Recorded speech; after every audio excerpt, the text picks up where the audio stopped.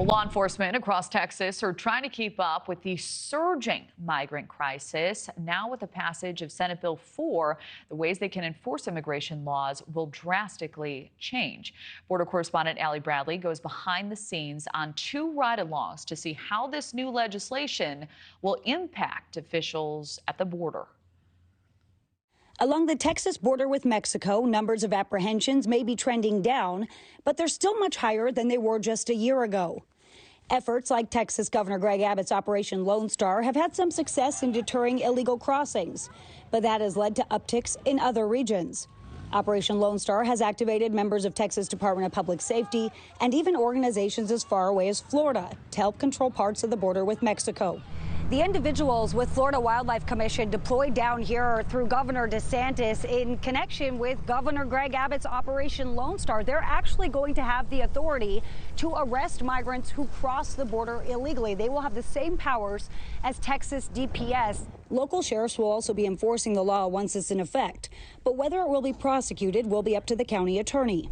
I can't speak for Valverde or Maverick County, but being misdemeanors here in Kinney County, our county attorney will go full bore on. And we just got to make sure that we have all our ducks in a row.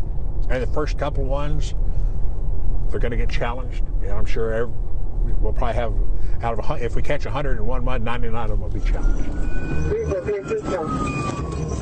Kinney County seeing an increase in human smuggling, 226 pursuits since January when compared to 168 for all of last year. Under the Constitution, I think it is legal because A, we're in a border crisis.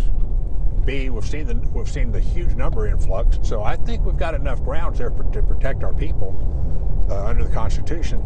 And while Sheriff Coe says he supports the new legislation, he is worried that bailouts where undocumented individuals who just crossed illegally run during a traffic stop.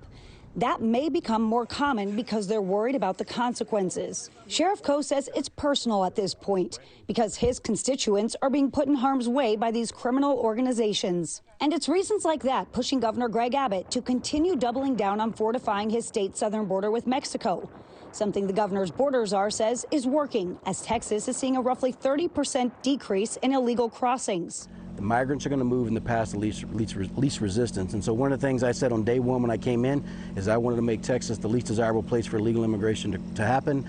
And I believe that we're creating that resistance. Multiple layers of concertina wire stretch along the Rio Grande here in Eagle Pass, an area that's essentially become the epicenter for illegal crossings in the state.